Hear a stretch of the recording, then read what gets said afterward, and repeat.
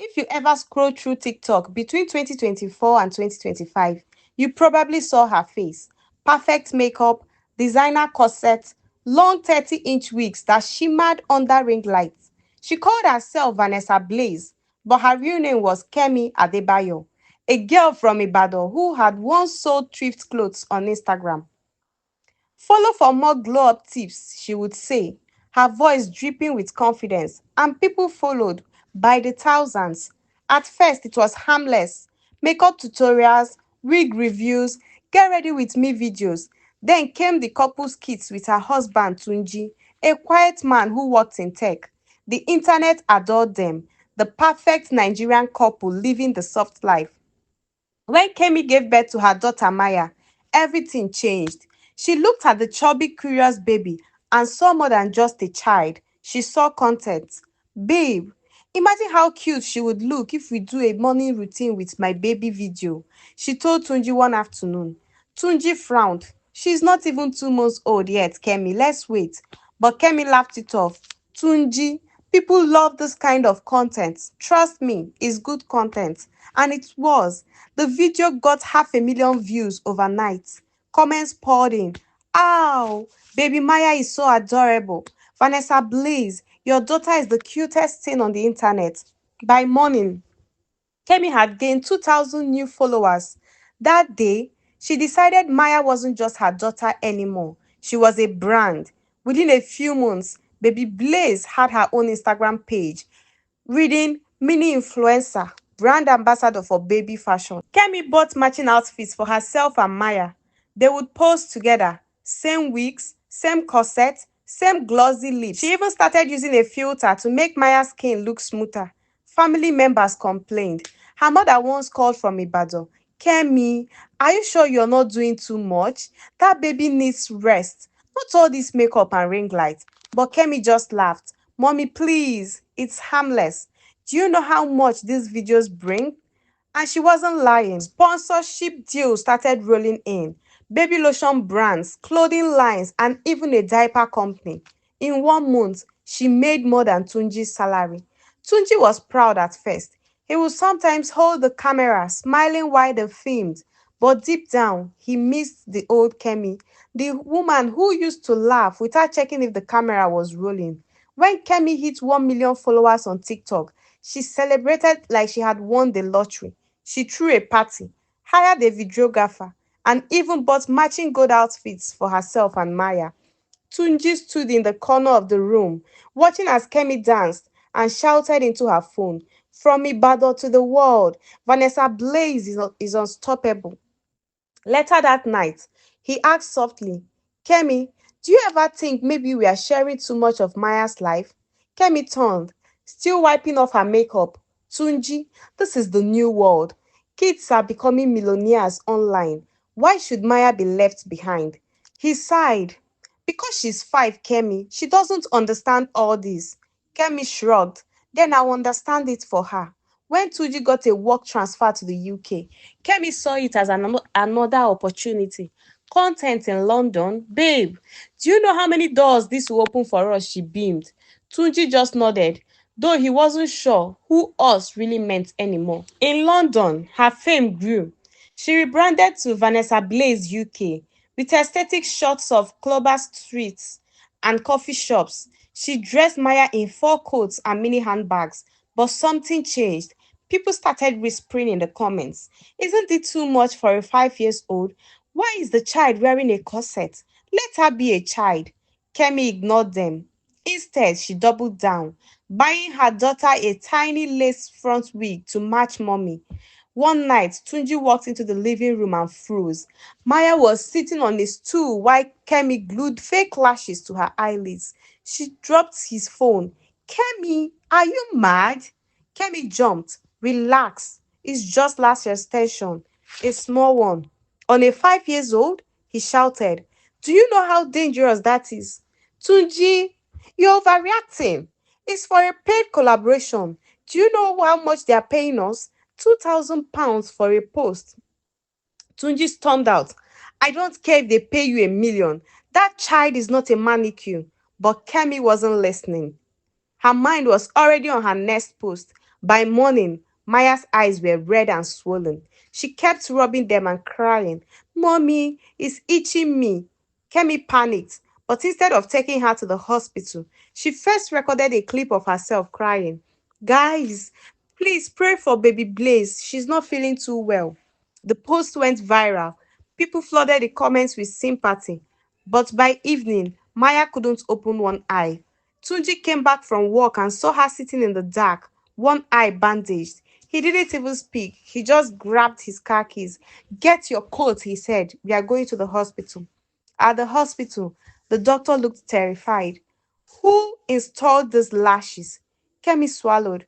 I, I did. The doctor's voice hardened. "Madam, this could have blinded her."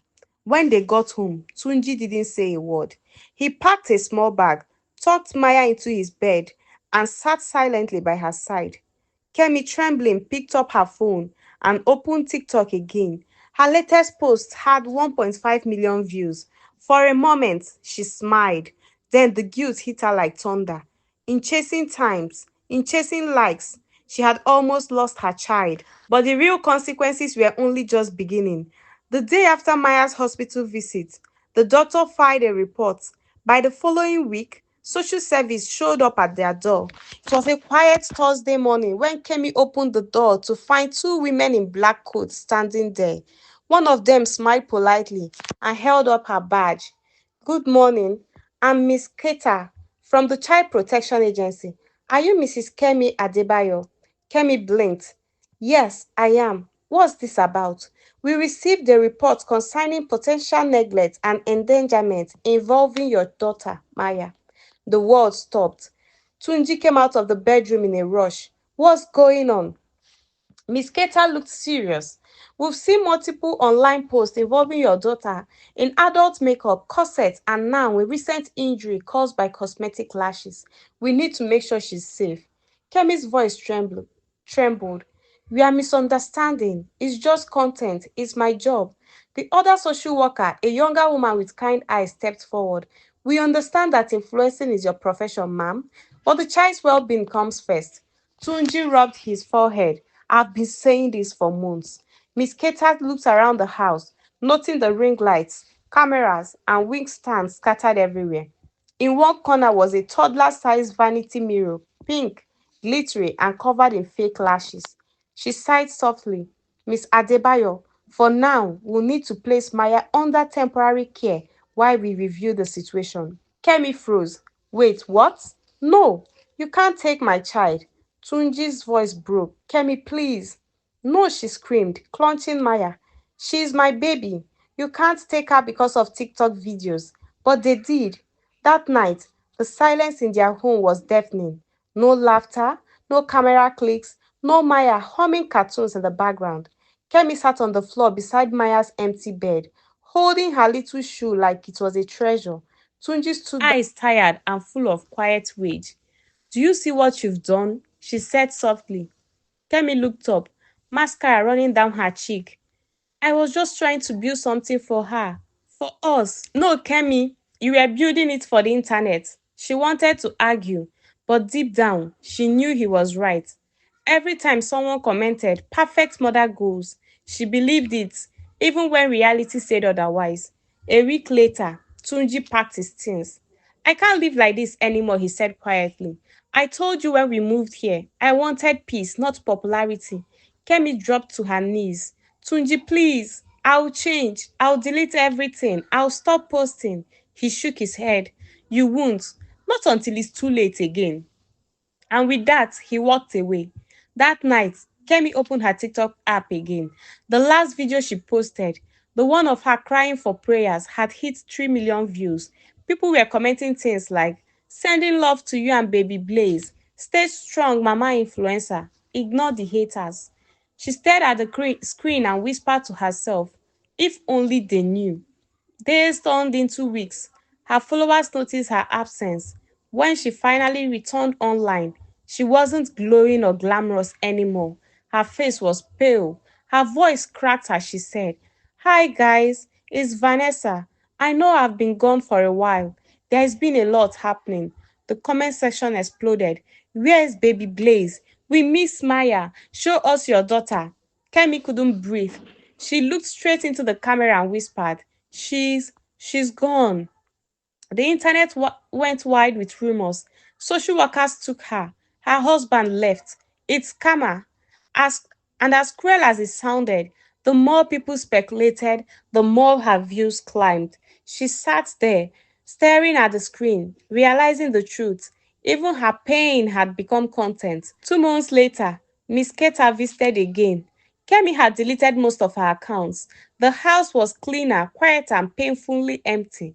Mrs. Adebayo, Miss Keta said quietly, Maya is doing better. Her eyes have healed completely. Tears welled up. Can I see her? Not yet. The process takes time, but I want you to understand. This isn't punishment, it's protection. Kemi nodded quite weakly. I know. I thought I was helping her. I wanted her to have what I never had. Miss Keta sighed. There is a difference between giving a child opportunity and giving her such exposure. That line stayed with Kemi long after she left. Months later, she started journaling, not for followers, but for herself. She wrote, Once upon a time, I was Vanessa Blaze, loved by millions, but known by none. I traded bedtime stories for brand deals and my child's innocence for sponsorships. I thought I was building an empire, but I was just building emptiness, one post at a time. Sometimes she would walk past Maya's empty room and whisper, I'm sorry, my baby. In a world where everyone wants to be seen, remember, not everything meant to be loved should be posted. A parent's duty is not to make their child go viral, but to make them feel valued. Because when the ring light fades and the followers move on, only love, real love, remains.